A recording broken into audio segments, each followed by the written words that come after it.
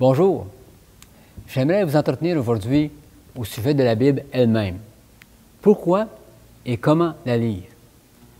À prime abord, c'est un livre très volumineux qui peut en rebuter plus d'un. En fait, la Bible, c'est le récit de l'abord de la nation d'Israël, à partir d'Abraham du temps du Seigneur Jésus. C'est également le livre des Proverbes de Salomon, les psaumes par le roi David et les nombreuses prophéties des prophètes qui ont exercé leur ministère au temps d'Israël et même après. Elle est écrite par des hommes inspirés de Dieu et recopiée une multitude de fois, parce que bien sûr l'imprimerie n'existait pas.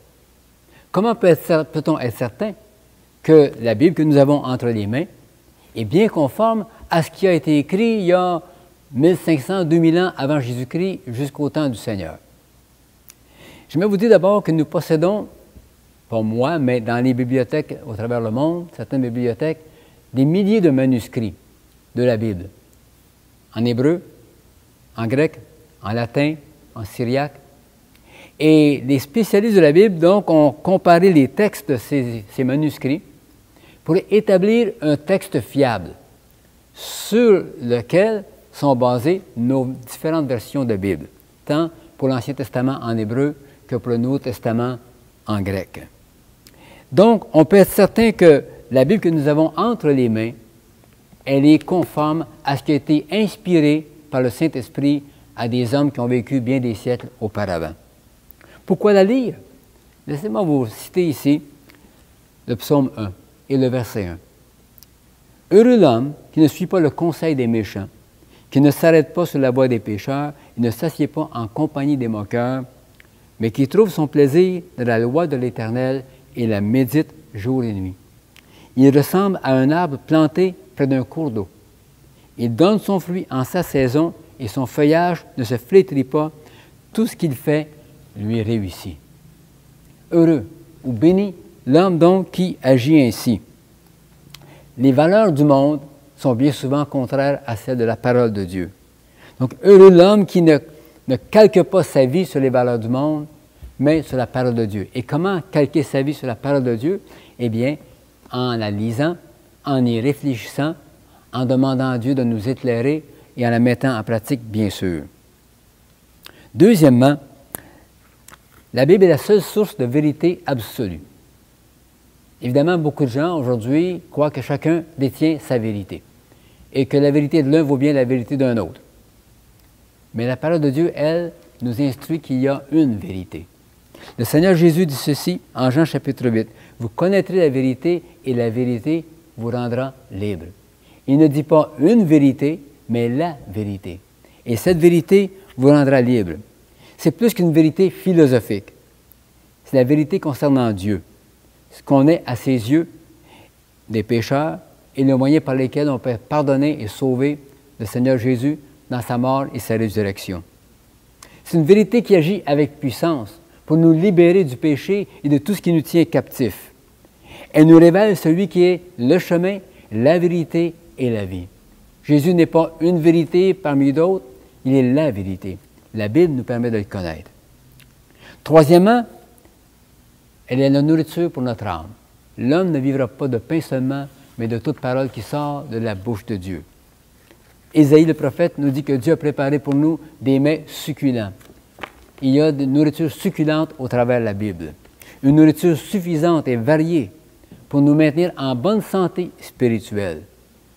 Tout comme chaque jour, nous mangeons pour satisfaire les besoins de notre corps, mangeons la parole de Dieu aussi pour satisfaire les besoins de notre âme. La Bible nous permet aussi de connaître Dieu. Un Dieu en trois personnes, le Père, le Fils et le Saint-Esprit. Le Dieu créateur, le Dieu qui s'est révélé aux hommes au travers les écrits de l'Ancien Testament, qui est intervenu envers Israël et les autres nations.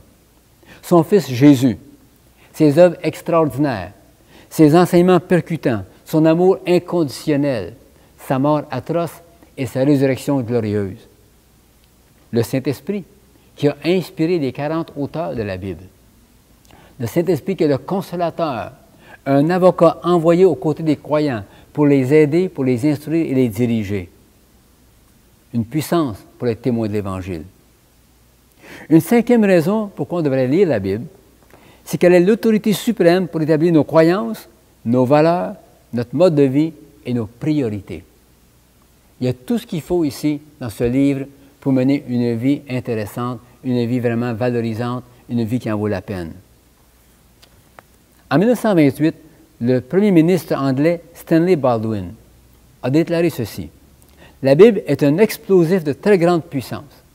Elle agit de manière étrange au point qu'aucun homme ne peut dire ou savoir comment ce livre, dans son voyage à travers le monde, a interpellé l'âme individuelle dans 10 000 coins de la planète, a donné à cette âme une nouvelle vie, ouvert un nouveau monde, lui a donné une nouvelle croyance, une nouvelle conception et une nouvelle foi. » Cet homme d'État a bien reconnu que la Bible est plus qu'un livre ordinaire.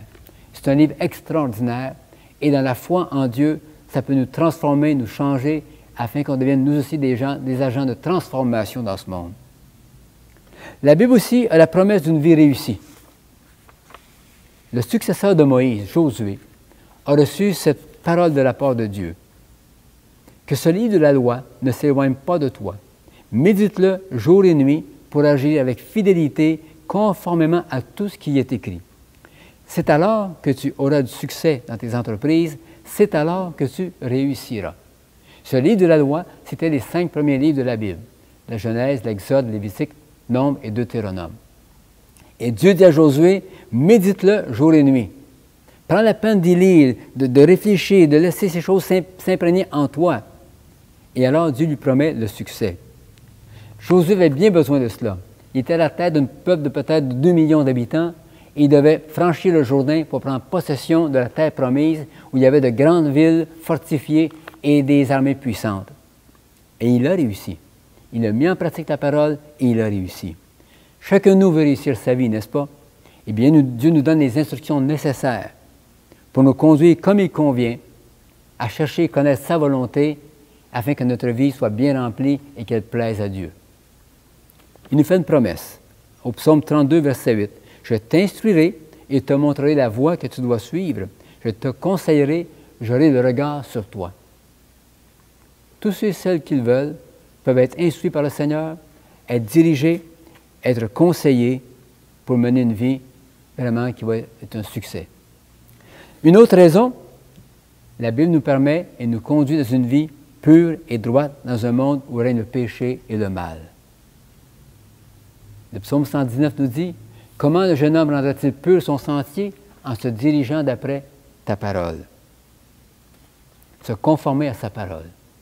Et une dernière raison que je pourrais donner ici, afin de nous aider à surmonter les difficultés et les épreuves avec courage.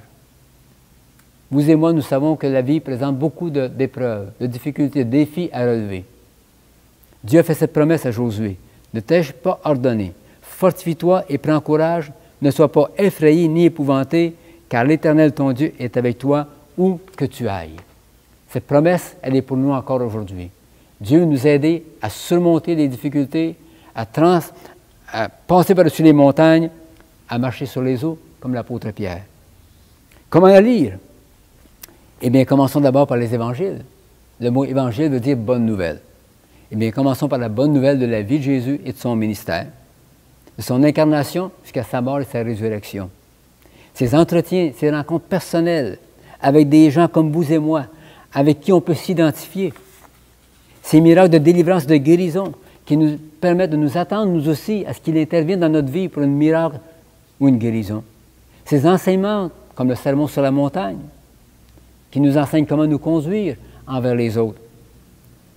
Les évangiles, c'est comme 4 portraits du même personnage, sous des angles différents. Si vous ne comprenez pas tout, découragez-vous pas. La révélation vient progressivement.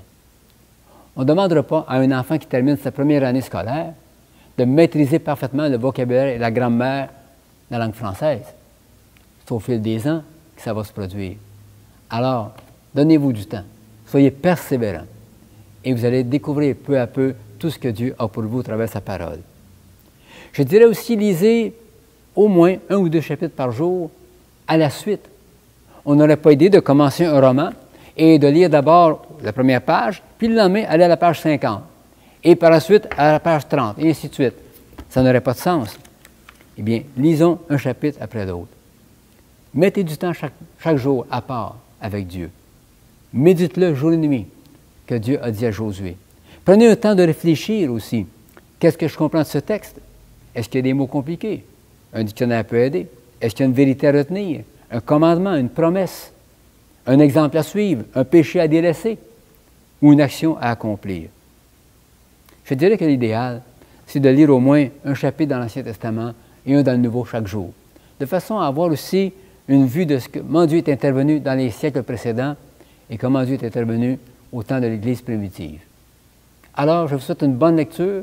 Si vous désirez recevoir un exemplaire gratuit du Nouveau Testament, contactez-nous et puis on nous fera plaisir de vous envoyer cet exemplaire.